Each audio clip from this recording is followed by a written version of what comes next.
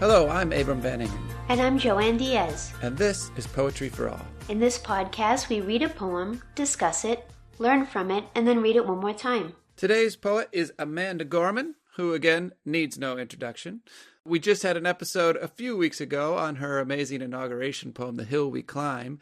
And amazingly, Amanda Gorman was also invited to perform a poem for this year's Super Bowl, which is the first time a poet has ever performed a poem for the Super Bowl. Yay! Move over, football. It's time for poetry. Her poem, Chorus of the Captains, was produced and released just before the Super Bowl started on February 7. And I think it's important to realize that the audience for this poem was actually much larger than the audience for the inauguration of Joe Biden. The inauguration audience was roughly 31 million or so, and the Super Bowl audience is roughly 99 million, so 3 times the size of the audience. The other thing that's amazing about this is that an advertisement at the Super Bowl for 30 seconds costs $5.5 million. Amanda Gorman was given basically 2 minutes of airtime right before the Super Bowl started. So we're talking about a poem that was worth roughly $22 million at the time that it was given. So my first question for you, Joanne, is how does the fact of this occasion, the Super Bowl, and the size of this audience shape the poem that was given? Oh, God, I just have to... Can you believe that we have this opportunity to talk about a poet, not once, but twice, within just a couple of weeks of each other, for 2 of the most momentous occasions of 2021? You know what I mean? Like, when we started this podcast a few months ago, I could never have foreseen this, and I'm just so happy we're getting to do it. But how does the audience shape the poem? Of course, what's beautiful about looking at these poems sort of against each other just across a couple of weeks is that they both remind me that poetry doesn't always have to do the same thing. What these poems have in common is that they are both occasional poems, which is to say they are written for a public occasion. But they are not created for the same kind of occasion or for the same audience, really. And so I can see as I read the poem, as I watch Amanda Gorman deliver it, that she understands her audience so clearly.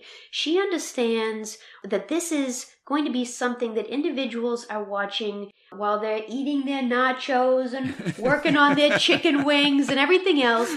And she's got one shot to sort of get people's attention and pay some respect to these extraordinary individuals. And another kind of thing that's different from the inauguration is her presentation of the poem is more of a multimedia, new media experience. Yeah, so I mean, one of the questions about this poem is just what kind of shape it takes. So we are not reading the poem here, partly because we are doing this for the love of it and we don't pay a lawyer to work on our copyright law. But also because, in a certain sense, the poem was the moment of the poem. It was given as, it almost looked like a movie trailer when it came out. It had music to it. It had video footage of these 3 people that she was specifically honoring. And so the whole poem is more than just the words on the page. And us reading it right here over the podcast doesn't actually do it justice. And so one way to understand this is to think about the way that new media, things like Instagram, TikTok, movie trailers, and so on, are affecting the shape of poetry as we move forward. A couple of weeks ago, Virginia Jackson and Meredith Martin published an essay about Amanda Gorman's inauguration poem, and they called it The Poetry of the Future. And in that piece, they talk about a lot of wonderful things, but one of the things they talk about is the way that this new media, social media and other platforms, are really reshaping poetry towards a new kind of genre. You know, as I hear you talking, I'm thinking about one of my favorite quotes by a sculptor named Anish Kapoor. He's one of the most important sculptors of the 20th and 21st century. Some people might know him as the creator of Cloud Gate, or, the bean that's in Millennium Park in Chicago. He's an amazing sculptor. And I went to an exhibit of his once, and in a video, he said, "The history of sculpture is the history of materials." The history of sculpture is the history of materials. And that's fascinating because that helps me understand why he, as a contemporary sculptor, is interested in fiberglass, in metals, in all kinds of synthetic materials, right? Because those are the materials of our modern era. If you were in ancient Greece or Rome, your materials would be marble. So you have to think about whatever is relevant and available to you. That has some relevance to poetry, I think. So poetry, in its most ancient beginnings, was an oral performed tradition. If we're looking at Homer's Iliad, his meter is something you can dance to. And if you can dance to the meter, it helps you memorize the poem even before it's committed to the page, right? They were written down originally. And then, in the Middle Ages and then into the Renaissance, we're looking at poems material as paper up through the 20th century. Now we're in the 21st century. We don't have to be committed to paper in quite the same way. We don't have to commit every poem to a book or a printed page. We have these materials that can really create a sensory experience that's quite moving. Yeah, and I love what you say because not only does it create new opportunities and it makes poetry sort of embrace these visual qualities that it might not have embraced when it was just printed on a page, but also, in some ways, it's actually bringing the poetry of Amanda Gorman back to these Homeric beginnings. So if you think also about Beowulf, Beowulf is a very oral poem, and it's highly alliterative. That is, so many of the words start with the same letter because you're hearing it, and the hearing of it is the thing that matters. It sounds like a really metered, cadenced, and alliterative speech. And lo and behold, Amanda Gorman's performed poetry sounds like a lot of cadence, a lot of rhyme, a lot of meter, a lot of alliteration, and kind of like a public speech. So in many ways, even as it's embracing all this new media with video, montage, with music, and so on, it's actually in some ways returning to a very ancient form of poetry. And actually, even the title itself, Chorus of the Captains, returns us to that concept of a Greek chorus, of an ancient sort of communal spoken poetry. Once again, and we talked about this with her inauguration poem, it's here again. She's a poet who's very attentive to rhythms, to sound, to patterns of repetition in sound. So as you say, the title Chorus of the Captains announces that, and then she launches right into it with that first stanza. Today we honor our three captains for their actions and impact in a time of uncertainty and need. They have taken the lead. Isn't that wonderful? So again, very deliberate alignment of sound. We are in need, and they have taken the lead. Yes, and the other thing I love about this very beginning is that, again, it's attentive to the occasion. Yeah. So the occasion is the Super Bowl on one hand. On the other hand, the occasion is a year-long pandemic that we've all been living through. Today we honor our three captains. Well, football begins with the captains taking the field. That's the first moment of the game. The captains take the field, they flip the coin, they start the game. And here, right before the game starts, we begin by honoring three other captains outside the field, outside the stadium, outside of football. Yeah, that's really interesting and sobering, right? Because a lot of what the three individuals are doing in this poem, James, Tremaine, and then Susie, is hidden labor.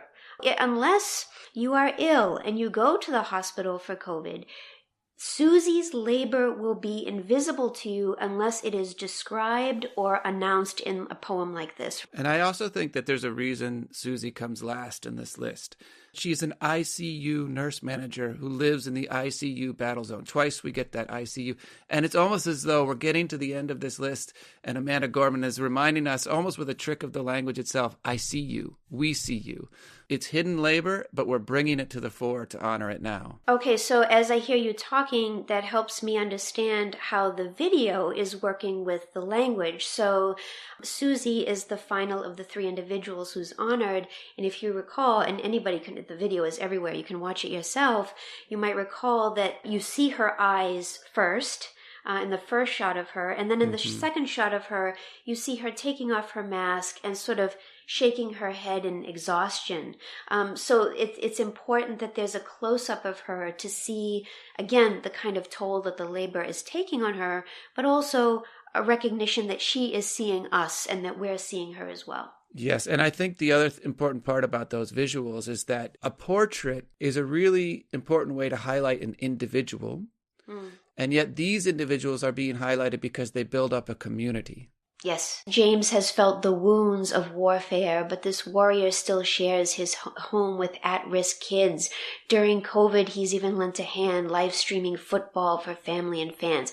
Yes, he's bringing joy to people by live streaming football. And of course, that recognizes, again, the occasion of the Super Bowl. But those wounds of warfare, I mean, he's an incredible person. He's working with the Wounded Warriors Project. He was someone who was paralyzed from his injuries in the wars in Iraq and Afghanistan. He was in the Marines for 13 years. So, yes, there are many Jameses, but to illustrate one individual, there's something about that is quite moving that maybe you wouldn't feel in the same way if you talked about thousands of individuals. So that's a beautiful example of illustration and description and how poetry can make you feel something that might feel more abstract otherwise, right? Yes, and there's an old tradition of literary studies that focuses on the importance of particularity, in particular its relation to the emotions.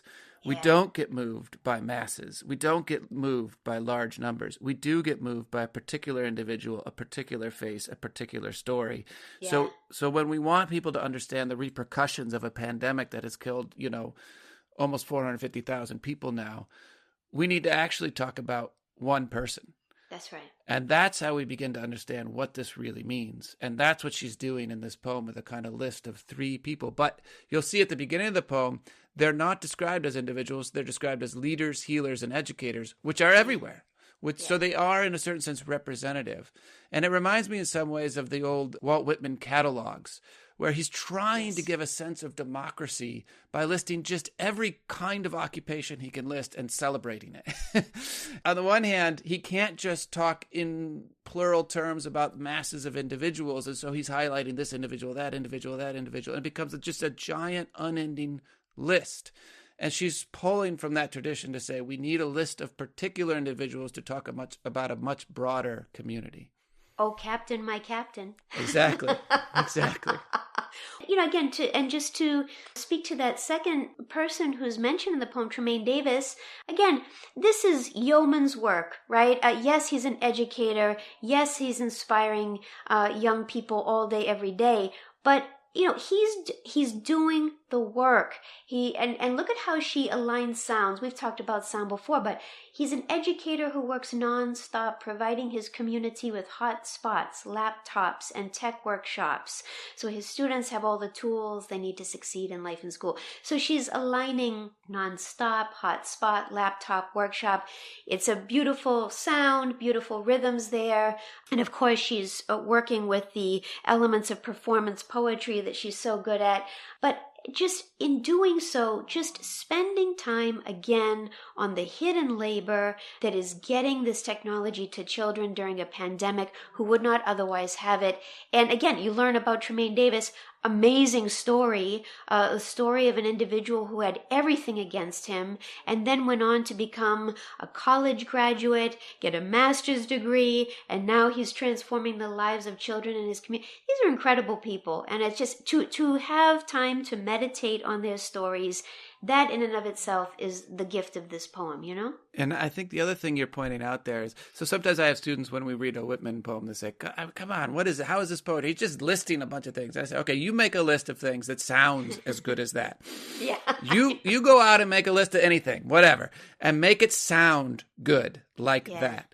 And actually, it's very hard to do. And so one of the things we see happening here, and this goes back to the question of audience, 99 million people are watching this.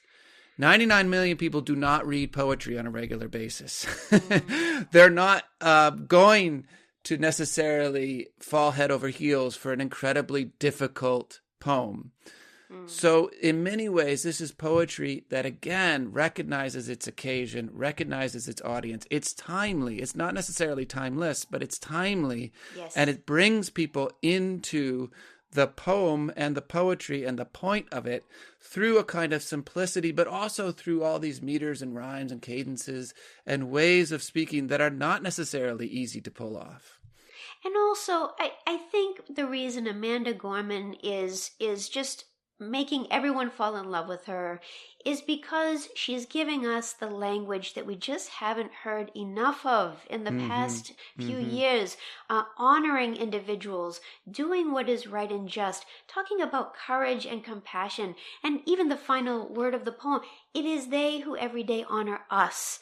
The very final word of the poem is reminding us that we are an us.